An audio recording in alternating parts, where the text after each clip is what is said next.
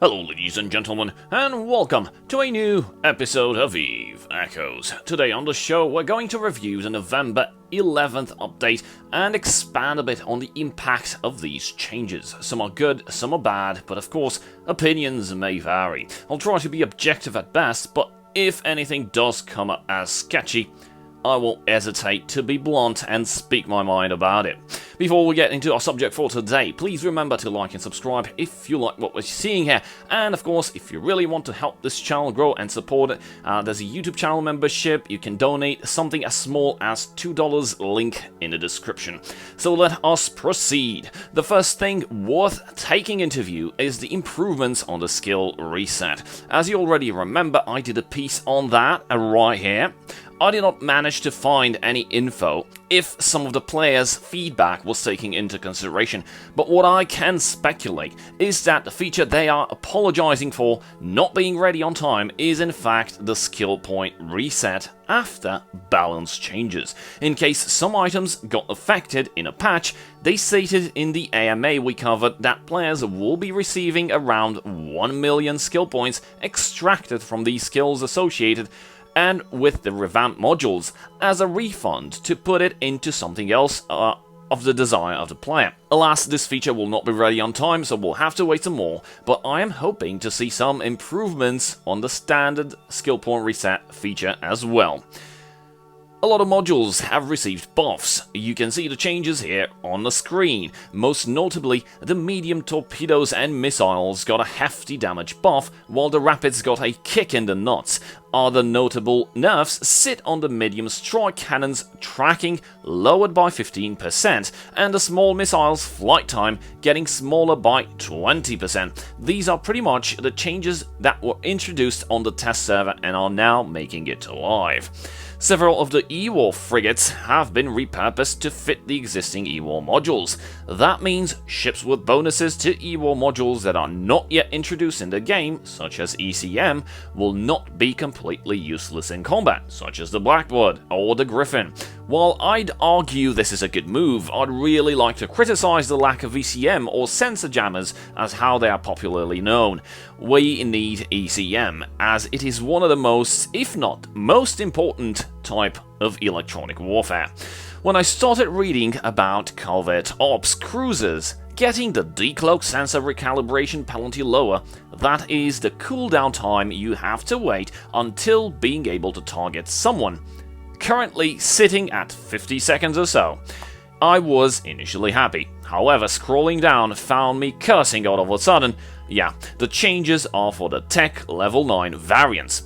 It's not like people are going to start flying them anytime soon, just saying, maybe a balance to the penalty on the T7 variants and how the cloaking device works would have been needed as well. Why? Because in Evil Line, for example, sensor recalibration for Force Recon cruisers that use cloaking device technology takes around 6 seconds. Here, it's 15 seconds. That's 15 seconds of you just sitting there like a jackass in space because you can't do anything, and a lot of us thought maybe they'll fix it. Nope. Tech Level 8 is just around the corner, and Interceptors are coming to New Eden. Yes, you should be excited, because they have an interdiction nullifier roll bonus. Ta-da! This means all those bubbled gate camps can suck it, and players will get a decent way of traveling unhinged through nullsec. Well, at least mega players. Also, stasis web bonuses for the Interceptors have been removed and replaced with scrambler bonuses now. Yay! Some ships get their range bonuses modified, and some get their damage modified, and most of these are faction ships.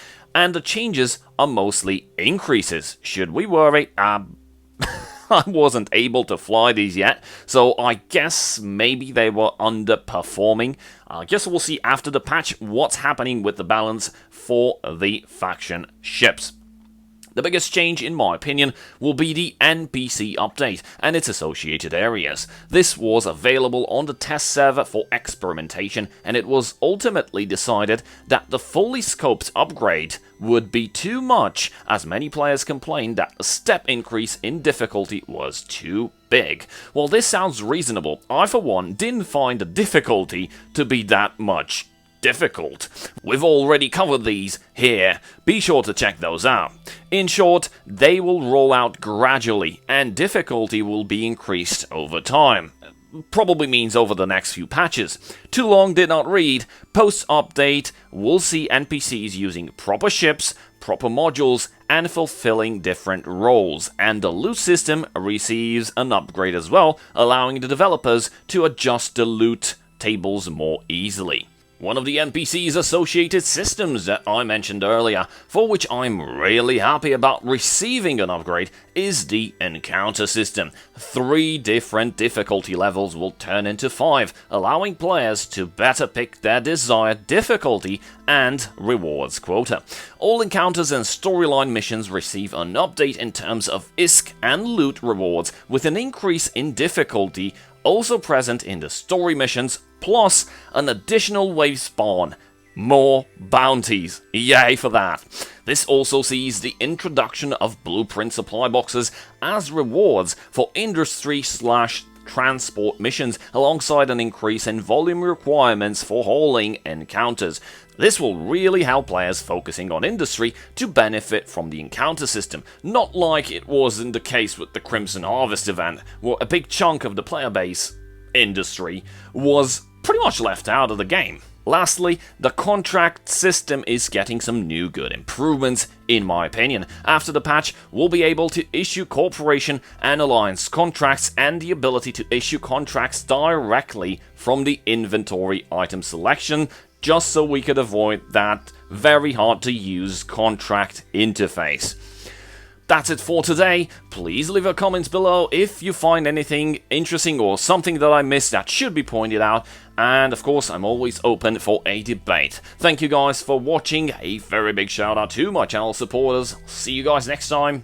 Cheers.